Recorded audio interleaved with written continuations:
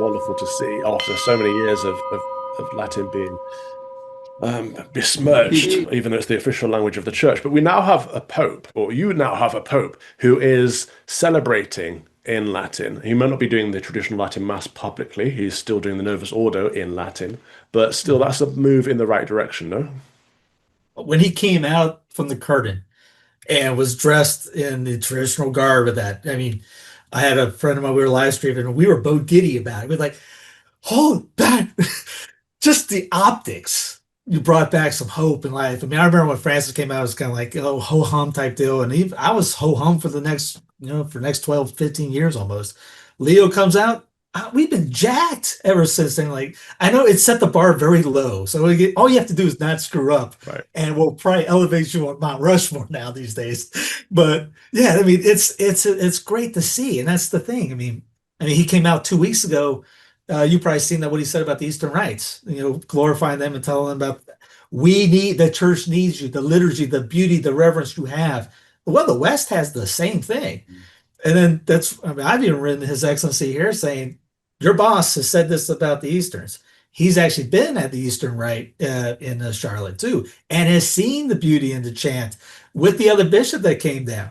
So I mean, he's familiar with what Leo was talking about on there. But to go after the like, wait a second, if this was Francis running the ship again, I get it. We're pretty screwed. That's a different boss now, and he's not. Even Roche isn't saying what he's saying today. So it's like a disconnect. It is, and you're right that the Eastern traditions, whether in the Eastern rites of the Catholic Church or within the Eastern Orthodox Church, the Eastern traditions are seen as something beautiful and something to be revered. And we're seeing a lot of people convert actually in America to Orthodoxy for that reason. They're looking for tradition, they're looking for something sacred, something that's not worldly, something that's not contemporary. And so they're finding that in Orthodoxy.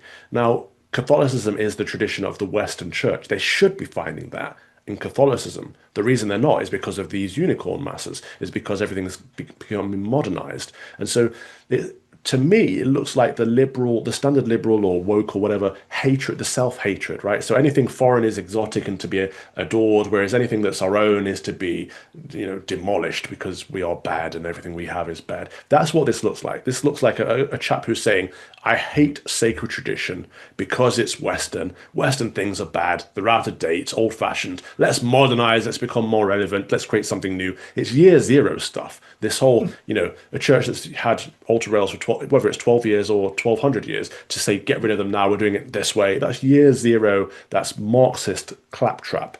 And I can say that because I'm not in communion with Rome. And for full transparency, my orders are Old Catholic. I serve in an Anglo-Catholic church, which is interesting because obviously there were many debates when England split from Rome about whether they kept apostolic succession or not. But what they did keep is the tradition. I've never been in an Anglican Catholic church that doesn't have altar rails, that people don't receive on the tongue kneeling down, that isn't ad orientem, that doesn't have sacred music. And it's absurd to me to see that a split away from the church has managed to keep these traditions, whilst the big C church, the Catholic Church, has done away with them and continues to do away with them. But anyway, let's look at the letter itself. This tyrannical dictatorial letter, which was published on Rorate Caeli, which is a very popular traditionalist blog. Some of the things that stand out, and we won't read the whole letter, but some of the things that stand out to me in particular are candles, standing Yeah. crucifixes, and missal stands all impede the ability of the faithful to see the Eucharistic elements. Yeah. That's right. Pause it. Nobody needs to see the element. There is a part in the Mass where the element after consecration is displayed to the people, and blessed is the supper of the Lamb, and people respond in the modern Mass. But actually, you don't need to see the elements. You need to receive the elements. You need to receive the body and blood of Christ. To say that crucifixes are somehow getting in the way, the crucifix should be our focal point.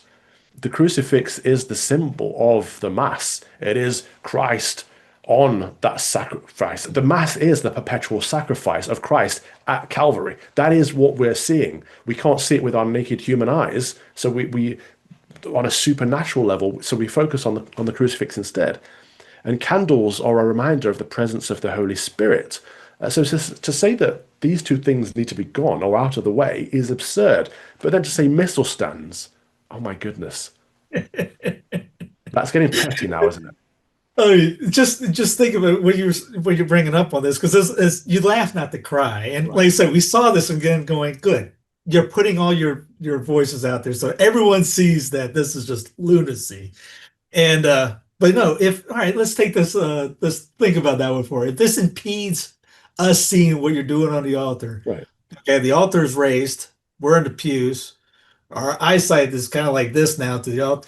Are you wanting to get rid of the altar nail and bring it down so that now we have to look down, or do we have to have a downward lie? Do you want us to have a drone that we can send up so we can watch on our fondle slab? So what's going on? I mean, what does that mean? Or if the candles are over here on the sides now, and some of the churches have the ones over to the here, well now they're impeded. So why don't you just get rid of candles altogether and just let's put a carpet out and sing Kumbaya at the same Right. time? It is very It, Protestant, isn't it? It's very evangelical. This is why I find it so strange that the priest acting in the person of Christ ad orientem is praying for the congregation to God the Father.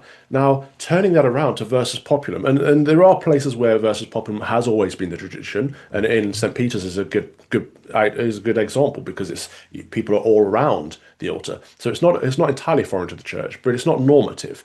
And so to have the priest facing the people as if he's praying to the people, or, as the modernists will say, well, he's having a supper with the people. The Mass isn't just the Last Supper. The Mass is greater than that. It's heaven on earth and earth in heaven. And so this undermines that.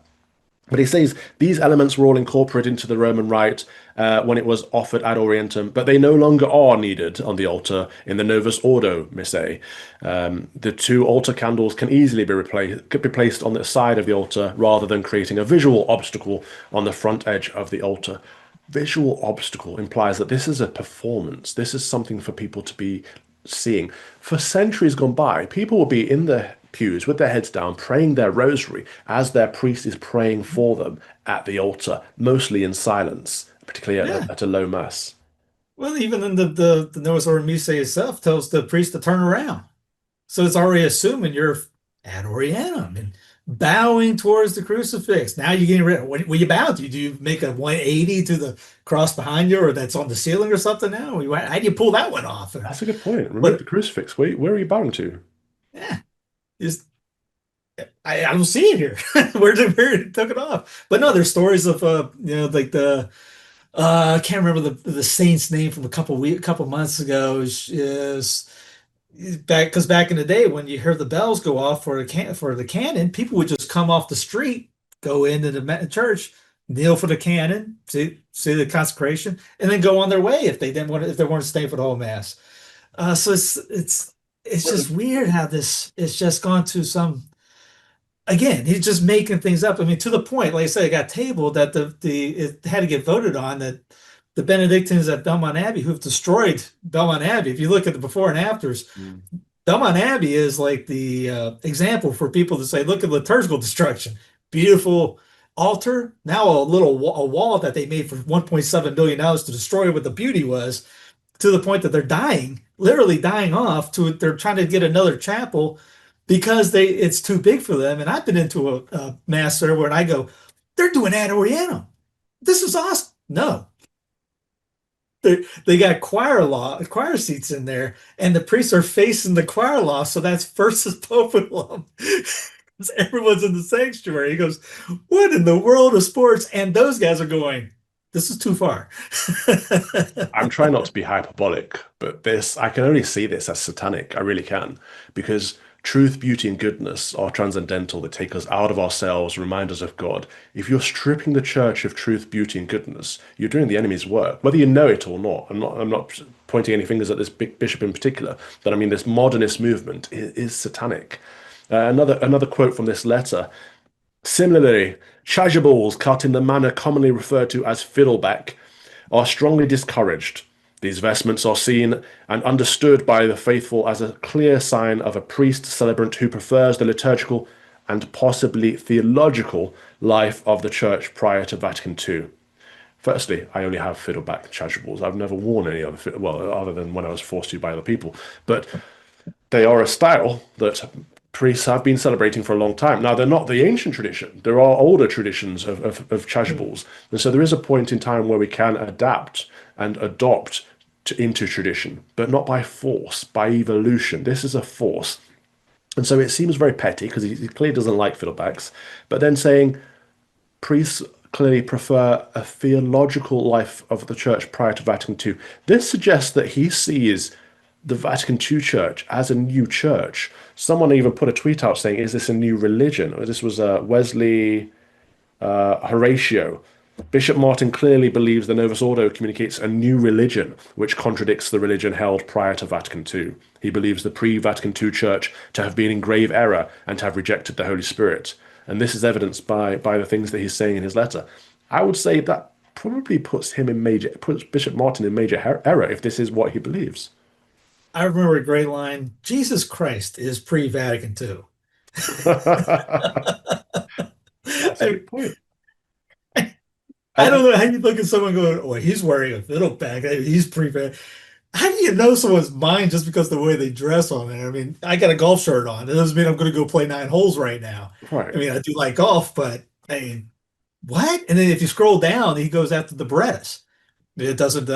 We got to ban Berettas forever. It's on Oh, in I the didn't see the Latin. Berettas bit. I just so I saw he's clearly against any traditional vestments. He's against decoration. He doesn't ban lace, but he's not in favor of lace, and he almost bans embroidery too on chasubles. Like you can have a chasuble, but it must be plain and ugly. It can't be beautiful in any way. Again, this shows that he's not really working on the right side here. Um, Again, it shows that, shows the mindset so that the world can find out what's going on. So we have the evidence to present when we go to Leo and all say, hey guys, we need some help. And again, other people are going, is your diocese that cool that this is going on everywhere? Like I said, most places you go to that came out of the seminary, the fruits of our seminary, yeah. is that you see that everywhere, and even at just the rate that parishes that don't do the TLM, that might not even want to do the TLM. But I mean, here's one of the goals.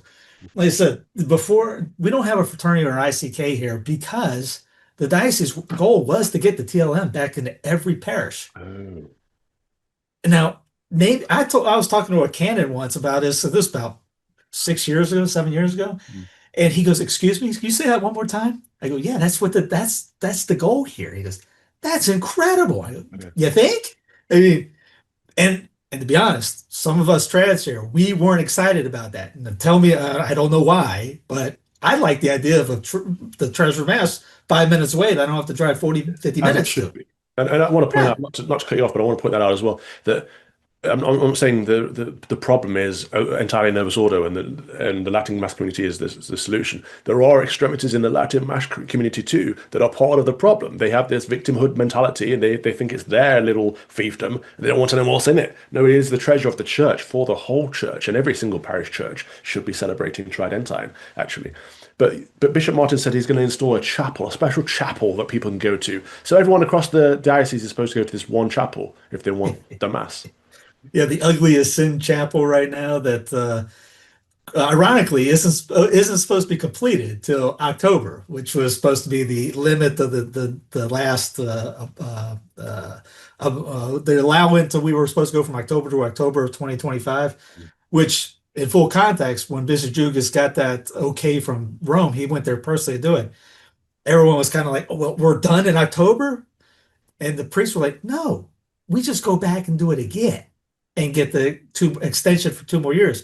They knew that Francis was probably on his way out to eternity. So Right. we just let's outlast Biding it. time. And then no one knew that Jugas was going to be, he had this bad kidney thing that pretty much debilitated him because he was in pontifical masses here in the choir. I mean, he's home. This is his home. This is his home diocese. He's from St. Anne's, which was the main parish, traditional parish here. So, in a sense, we go back to time for us Southerners.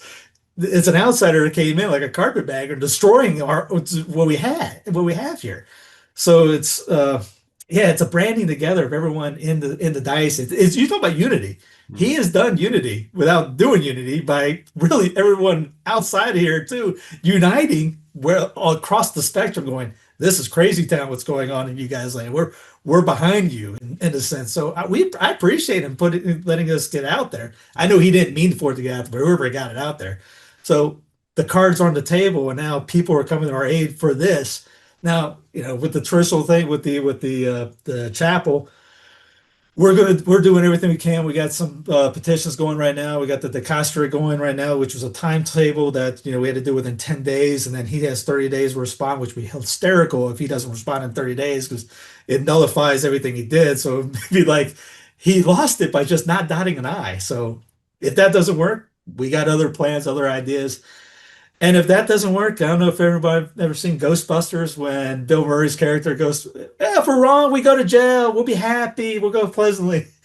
We'll make the best of the situation. We'll make that chapel beautiful. We'll Mm. bust out. We'll try to convert Mooresville and maybe survive the storm and come out better on the other end. And we've seen that. We've seen that in Tyler, Texas, for example, where the Latin Mass was suppressed after they got rid of Bishop Strickland, and everyone drives to the one Latin Mass church now, which is overfilling. And this is, of course, Charlotte's a great example for people now to see how mad some of the church has become. But it's not just happening in Charlotte. I'm just down the road from, there's a new archbishop in Detroit who I believe has said that he doesn't want any more Latin Mass celebrations.